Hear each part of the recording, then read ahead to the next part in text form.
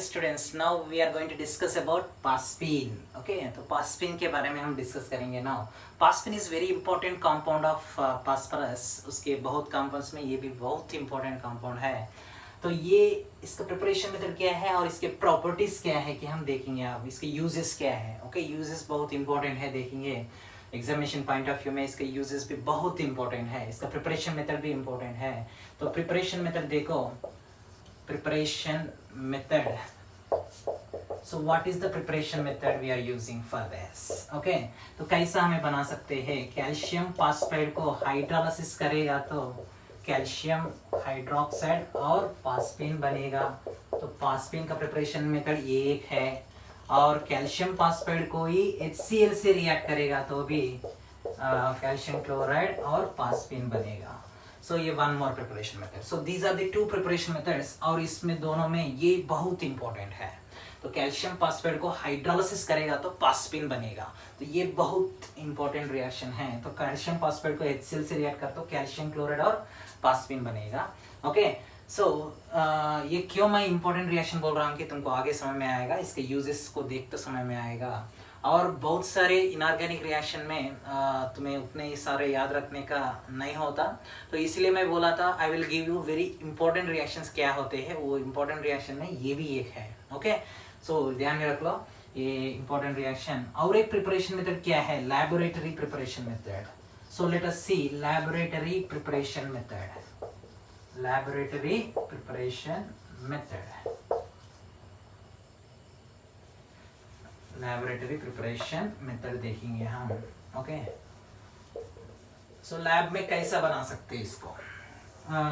Just हमें already इसका preparation method already हमें देखे थे. व्हाइट फास्फोरस को लेके हम क्या कर रहे हैं, NaOH से रिएक्ट कर रहे हैं. ओके, NaOH से लेके तब क्या बन रहा है देखो, फास्फीन और सोडियम हाइपोफॉस्फाइट. सोडियम हाइपोफॉस्फाइट, इसका नाम क्या है, NaH2PO2, सोडियम हाइपोफॉस्फाइट. तो ये इसमें फास्फीन बन गया. तो ये रिएक्शन व्हाइट फास्फोरस को तुम्हें NaOH से रिएक्शन करना, मैं ऑलरेडी तुमको व्हाइट फास्फोरस पढ़ाने जब भी दिया था. ओके, और ये फास्फीन का प्रिपरेशन मेथड में भी, ये लैब प्रिपरेशन मेथड में ये यूज होता है. तो अब ये whenever PH3 is pure form, okay, ये प्योर फॉर्म में रहने जब, तब ये नॉन इन्फ्लेमेबल प्योर फॉर्म में रहेगा तो फास्फीन इज नॉन इन्फ्लेमेबल.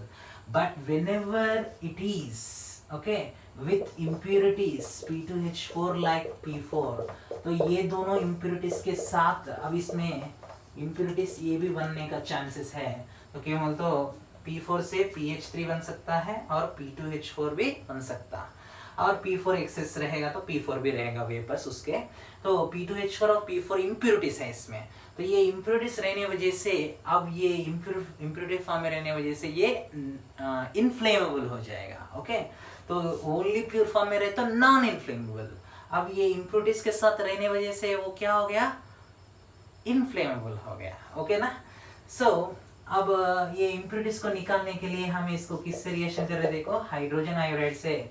तब उसको फास्फोनियम आयोडाइड जैसा कन्वर्ट कर दिए. P2H4 को कैसा कन्वर्ट कर दिए, फास्फोनियम आयोडाइड जैसा. और इसको फर्दर रिएक्शन पोटेशियम आयोडाइड से रिएक्शन करके तो phosphine plus H2O plus potassium iodide. Okay, तो ऐसा कन्वर्शन कर दिए.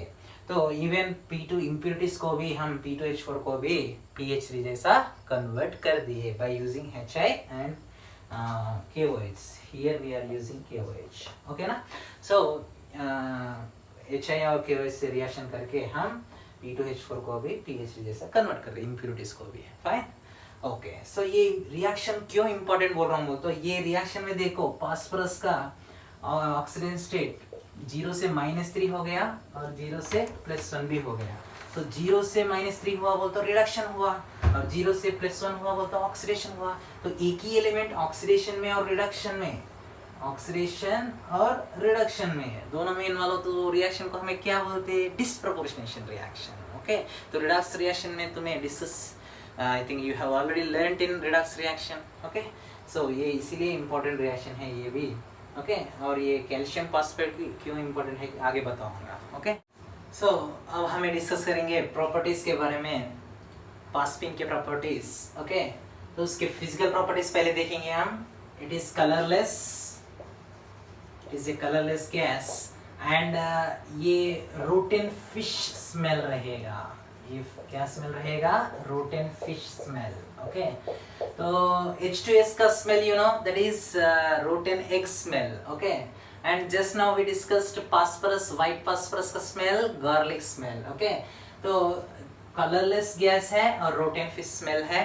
ओके, और ये whenever oxidizing agents like HNO3, okay, nitric acid और bromine vapours, okay, Cl2, like this kind of oxidising agent से ये रिएक्ट करेगा तो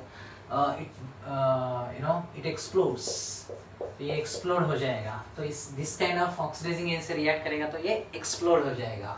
तो it explodes with this oxidising agents and it is poisonous है।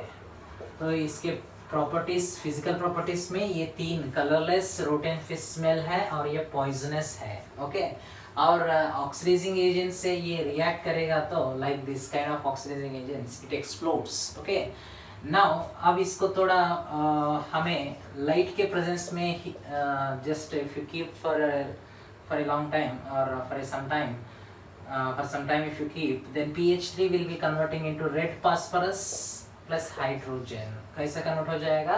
रेड फास्फोरस जैसा convert हो जाएगा। फाइन, देन इसको हमें कॉपर सल्फेट से रिएक्शन करेगा तो, और mercury क्लोराइड से रिएक्शन करेगा तो, तब phosphine is reacting with copper sulphate और mercury chloride and that is converting copper phosphide Cu3P2, okay, and mercuric phosphide Hg3P2, okay, and byproduct sulfuric acid here and here HCl। okay, these are the byproducts। so these are the chemical reactions। ये सभी chemical reactions है। तो oxidising agent से explode हो जाना और पासपिन को हमें लाइट के प्रेजेंस में रखेगा तो तब वो रेड फास्फोरस जैसा कन्वर्ट हो जाना। ओके, और पासपिन को हमें कॉपर सल्फेट से और mercury क्लोराइड से रिएक्ट करेगा तो फास्फाइड्स जैसा कन्वर्ट हो रहा है, copper phosphide, mercury phosphide. Fine, and whenever phosphine is reacting with like this HBr acids, okay, तो ये स्लाइटली बेसिक नेचर बता रहा है ना, तो ये अमोनिया जैसा ये भी बेसिक नेचर बताएगा।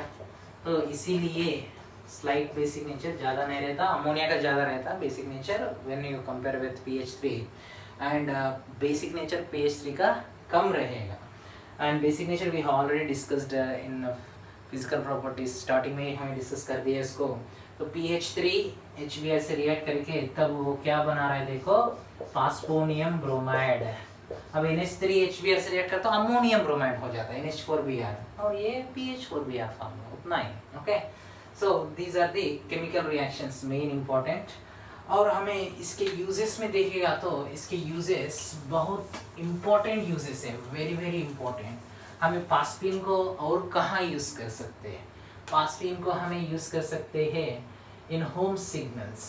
कहाँ यूज़ कर सकते हैं? In home signals. Home signals का मतलब क्या है? Okay, we are using phosphine in home signals. Home signals का मतलब क्या है कि देखेंगे हम। तो whenever you know people who are going on the sea, if they have gone middle of the sea in a steamer, then they are in trouble for some reason, they are in trouble, then they are having this kind of boxes which are containing, this kind of boxes they are having which are containing calcium phosphide और calcium carbide. क्या कह रहे थे उसमें? Calcium phosphide और calcium carbide. तो ये calcium carbide, calcium phosphide के पलेट्स इसमें रहते, ये बॉक्स में रहते। तो they are carrying this box also in that steamer and when they are in trouble then they will throw this boxes in sea water. Then क्या हो जाएगा उधर रिएक्शंस, ये कैल्शियम फास्फाइड हाइड्रोलिसिस हो जाके तब ये क्या बना रहा है देखो। स्टार्टिंग में हमें कैल्शियम फास्फेट वाटर से हाइड्रोलाइज कर तो क्या बन रहा है बोल के दिया था, ये पहले इंपॉर्टेंट रिएक्शन में बोला था, पासपिन फॉर्मेशन। ओके, पासपिन का प्रिपरेशन मेथड में तो पासपिन फॉर्मेशन हुआ और कैल्शियम हाइड्रोक्साइड फॉर्मेशन हो गया। और इधर भी देखिए एसिटिलीन फॉर्मेशन होता C2H2 और कैल्शियम हाइड्रोक्साइड फॉर्मेशन होगा। ये वेरी वेरी इंपॉर्टेंट रिएक्शन, इसीलिए मैं बोला क्यों बोलते हो। अब ये कैल्शियम फास्फेट और कैल्शियम कार्बाइड सी वाटर में डाले ना, तब वो फास्फिन गैस को रिलीज करा, और ये इम्प्योर फॉर्म में रहे तो मैं क्या बोला था, इट इज इनफ्लेमेबल बोला था, right. So it catches fire. तो PH3 एंड एस्टिलीन, ये इम्प्योरिटी एस्टिलीन के साथ ये है, और एस्टिलीन भी बर्न होने के लिए रेडी रहता है, ये भी नेचुरल गैस है ना, तो नेचुरल गैस में ये भी एक है, तो इसीलिए ये भी बर्न हो जाएगा, it catches fire. Then that will be signal for people who are far away from this kind, the steamer which is in trouble, okay. So the people who are far away from this steamer, they will find that they are in trouble, okay. So they will think they are in trouble and they will come and they can rescue them, okay, they can rescue them. Are you understanding that? So like this, calcium phosphate और calcium carbide, ये दोनों रहने का box को हमें the people who are in trouble, they are when they are in the middle of the sea, they will throw in the water, okay. Then it catches the phosphine and estuarine form and it catches fire. So that will be looking like a signal for people who are far away from this steamer, okay. So that is called as home signals. तो ये इसको ही हमें home signals बोलते हैं, वो एक signal जैसा use होता है, ओके। नेक्स्ट ये स्मोक स्क्रीन्स में भी हम फास्फिन को यूज कर सकते हैं, स्मोक स्क्रीन्स में भी। तो ये स्मोक स्क्रीन्स क्या है बोल तो, ये मिलिट्री ऑपरेशन को हाइड करने के लिए, मिलिट्री ऑपरेशन जो हाइडिंग में करना चाहते हैं समझो, तब स्मोक स्क्रीन जनरेट करते हैं, वो स्मोक स्क्रीन में भी फास्फिन गैस रहेगा, okay. So very important uses ये दोनों हैं, होम सिग्नल्स और स्मोक स्क्रीन, ओके।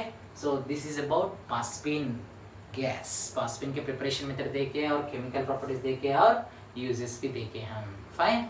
सो और आगे ये रेगुलर वीडियोस के साथ मैं रिवीजन के वीडियोस भी बनाऊंगा, but whenever we are actually this is continuing the syllabus, okay. Revision videos only for people who forgetting the things, तो उनको फिर से रिकैप्चुलेट करने के लिए वो यूज होते हैं, इसीलिए मैं पहले वो नहीं कर रहा हूँ, ओके। पहले ये सिलेबस कंटिन्यूइंग के वीडियोस करने के बाद, रेगुलर वीडियोस करने के बाद, वो 2-3 दिन के बाद हमें वो भी स्टार्ट करेंगे रिवीजन वीडियोस, मैं वो रिवीजन वीडियोस भी अपलोड करूँगा, फाइन, ओके।